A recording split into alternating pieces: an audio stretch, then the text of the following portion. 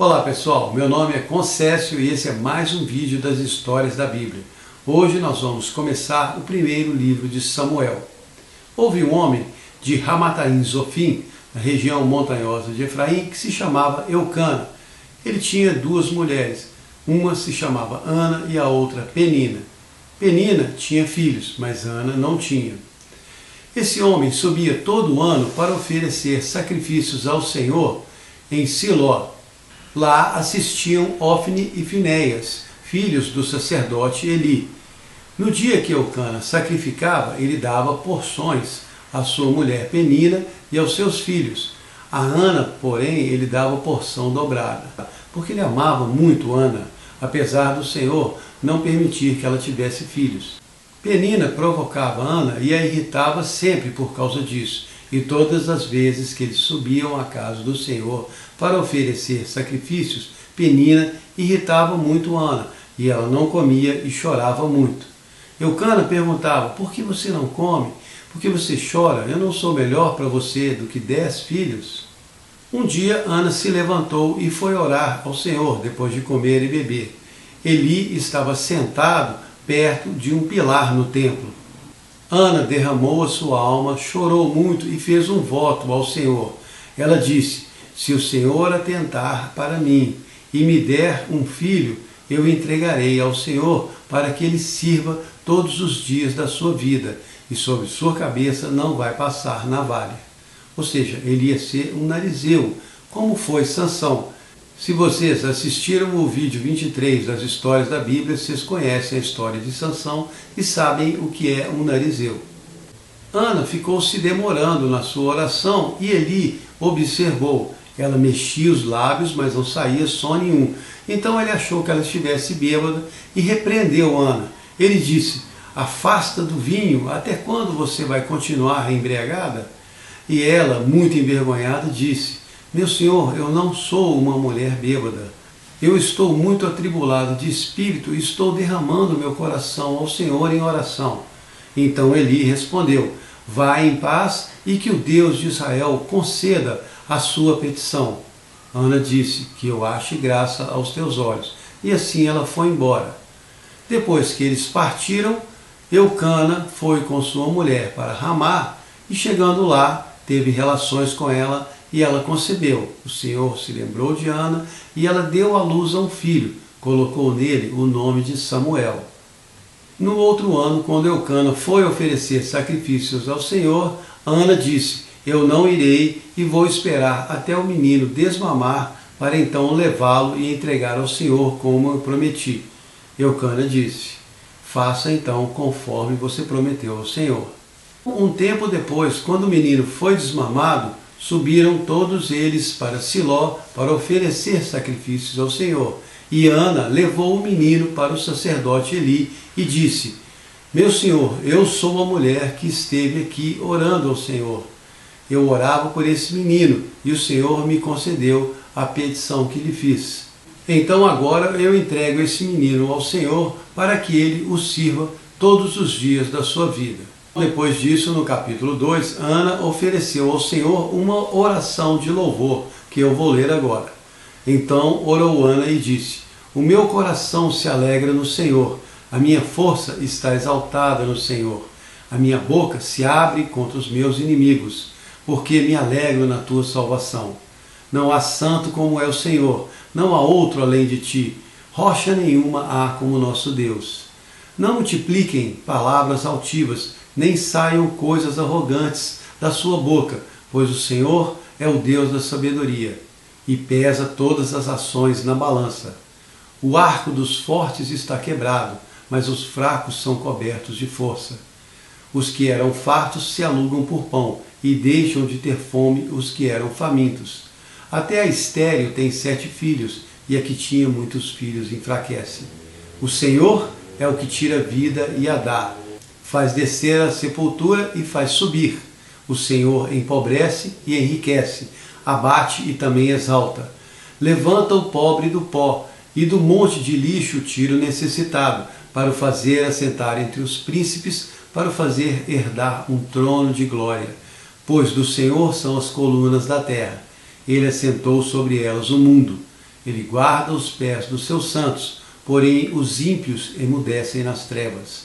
Não é pela força que prevalece o homem. Os que contendem com o Senhor serão quebrantados. Desde os céus trovejará contra eles. O Senhor julgará as extremidades da terra, dará força ao seu rei e exaltará o poder do seu ungido. Depois disso, Eucana voltou para Ramá com sua família, e o menino ficou servindo o Senhor junto do sacerdote Eli. Os filhos de Eli eram homens maus, eles não conheciam o Senhor e nem respeitavam os costumes dos sacerdotes. Quando alguém ia oferecer um sacrifício ao Senhor, ele entregava o animal para o sacerdote que preparava a carne. O moço do sacerdote enfiava o garfo na panela e o pedaço que saísse era entregue ao sacerdote. O resto a família comia.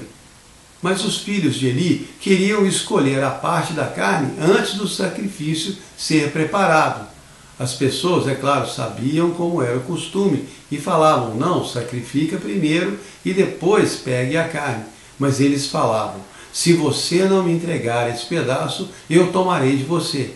Então assim, eles desonravam o sacrifício, violavam os costumes e pecavam contra o Senhor. E enquanto isso, o jovem Samuel servia perante o Senhor. Ele se vestia de uma túnica sacerdotal que a mãe dele levava cada ano. Sempre que iam oferecer o sacrifício, Eli abençoava Eucana e sua mulher e dizia que o Senhor dê descendência a esta mulher em lugar do filho que ela entregou. E o Senhor abençoou Ana. Ela teve mais 3 filhos e 2 filhas. E o menino Samuel continuou servindo diante do Senhor. O sacerdote Eli ouviu as coisas que os filhos dele faziam e lhes disse, por que vocês fazem essas coisas? Não é boa a fama que ouço de vocês. E repreendeu os filhos, mas eles não deram ouvidos ao pai. Então um dia veio um homem de Deus até Siló e disse a Eli, assim diz o Senhor, não me manifestei eu acaso do teu pai e toda a tua descendência estando ainda no Egito? E não escolhi vocês dentre todas as tribos de Israel para serem sacerdotes? Por que vocês pisam os meus sacrifícios e as minhas ofertas? E por que você honra mais os teus filhos do que a mim? Então, assim diz o Senhor, eu tinha dito que a tua casa andaria perante mim perpetuamente. Mas agora, longe de mim tal coisa, os que me honram eu honrarei, mas os que me desprezam serão desprezados. O que sobrevirá aos teus filhos é que Ofni e Finéias morrerão no mesmo dia, e eu levantarei para mim um sacerdote fiel, que andará segundo o meu coração e a minha mente. Ele andará sempre perante mim e o meu ungido. Naqueles dias, a palavra do Senhor era rara e as visões não eram muito frequentes. Certo dia, quando Eli estava dormindo, já tinha se deitado como de costume, e Samuel também deitado no templo, no lugar onde ficava a arca, o Senhor chamou Samuel. Ele disse, Samuel, Samuel. Samuel se levantou rapidamente, correu até Eli e disse, você me chamou? Eli respondeu, não te chamei, volte para a sua cama. Ele tornou a deitar e o Senhor chamou novamente, Samuel. Ele se levantou, correu até Eli e disse, o Senhor me chamou. Mas Eli respondeu, não chamei, volte e vá se deitar novamente. O Samuel não conhecia o Senhor e ainda não tinha sido revelada a ele a sua palavra. Então, quando ele estava deitado, o Senhor chamou novamente, Samuel. Ele se levantou, correu até o sacerdote Eli e disse, o Senhor me chamou. Então Eli percebeu que era o Senhor que estava falando com Samuel. E lhe disse, volte a se deitar e quando ele te chamar, responda, fala Senhor, porque o teu servo ouve. Então Samuel voltou e se deitou, e o Senhor chamou novamente, Samuel. E ele respondeu, fala Senhor, porque o teu servo ouve. Aqui nós temos uma lição muito interessante para a nossa vida e o nosso relacionamento com Deus. Porque muitos de nós cristãos somos como Samuel ao contrário. Nós vamos orar e falamos, ouve Senhor, porque o teu servo fala. Isso porque hoje em dia muitas pessoas não acreditam que o Senhor ainda fale. E mesmo aqueles que acreditam nem sempre tomam tempo para ouvir o que o Senhor tem a dizer. Então Samuel falou: "Fala, Senhor, que o teu servo ouve." E o Senhor respondeu: "Vou fazer uma coisa terrível em Israel. Num dia suscitarei contra Eli tudo o que falei a respeito da sua casa. Julgarei a sua casa para sempre, por causa da maldade dos seus filhos, porque ele bem sabia e não os repreendeu, e a sua casa não vai estar mais perante mim." Então, de manhã, Samuel ficou deitado, depois se levantou, abriu as portas da casa do Senhor, mas ficou com medo de contar a visão para Eli. Eli o chamou e disse: "Samuel, meu filho, me conte tudo o que o Senhor lhe disse e não me esconda nada." Então Samuel lhe contou tudo e Eli respondeu: "É o Senhor, que seja feito conforme a sua vontade." E Samuel continuou crescendo, o Senhor era com ele, e nenhuma das palavras que o Senhor lhe disse deixaram de ser cumpridas. Todo Israel, desde Dan até Berseba, reconheceu que Samuel era confirmado como profeta do Senhor. E o Senhor continuou a aparecer a ele em Siló, e ali se manifestava a Samuel pela sua palavra. E no capítulo 4, os filhos de Israel saíram à batalha contra os filisteus. Eles se acamparam junto a Ebenezer e os filisteus se acamparam em Afeque. Mas nessa batalha Israel foi derrotado e os filisteus mataram 4.000 homens. Então os anciãos de Israel disseram: "Vamos trazer a arca do Senhor que está em Siló, para que ele vá conosco e nos livre dos nossos inimigos." Enviaram homens até Siló, trouxeram a arca, e os 2 filhos de Eli vieram junto, Ofni e Finéias. Quando a arca chegou no acampamento de Israel, todos eles começaram a gritar até a terra estremecer. Os filisteus, ouvindo isso, ficaram com muito medo e disseram: "Os deuses chegaram ao arraial dos hebreus. Vamos nos esforçar e lutar com muita valentia." Então, nesse dia, os filisteus lutaram com força e derrotaram Israel. Morreram 30.000 homens do exército de Israel. A arca de Deus foi tomada e os filhos de Eli, Ofni e Finéias, foram mortos. Um homem correu do campo de batalha e chegou no mesmo dia em Siló. Começou a espalhar a notícia na cidade e houve um grande alvoroço. Eli estava sentado numa cadeira perto do caminho da cidade. Quando ouviu o alvoroço, perguntou o que era aquilo. O homem chegou e disse: "Eu vim do campo de batalha e fugi de lá." Eli perguntou: "O que aconteceu?" Ele respondeu: "Israel fugiu diante dos filisteus. Houve uma grande matança entre o povo. Os teus filhos Ofni e Finéias foram mortos e a arca de Deus foi tomada." Quando ouviu que a arca de Deus tinha sido tomada, Eli caiu para trás com a cadeira, quebrou o pescoço e morreu. Ele havia julgado Israel por 40 anos. A sua nora, mulher de Finéias, estava próxima ao parto, deu à luz, mas não conseguiu resistir e faleceu. Ao seu filho foi dado o nome de Icabode, que quer dizer: "A glória de Deus foi tirada." No capítulo 5, depois dessa vitória, os filisteus levaram a arca para Asdod e a colocaram no templo do seu deus Dagom. Na manhã seguinte, quando acordaram, a estátua de Dagom estava caída em frente à arca. Eles levantaram ela de pé novamente, mas no outro dia ela estava caída de frente à arca e as mãos e a cabeça de Dagom estavam cortadas.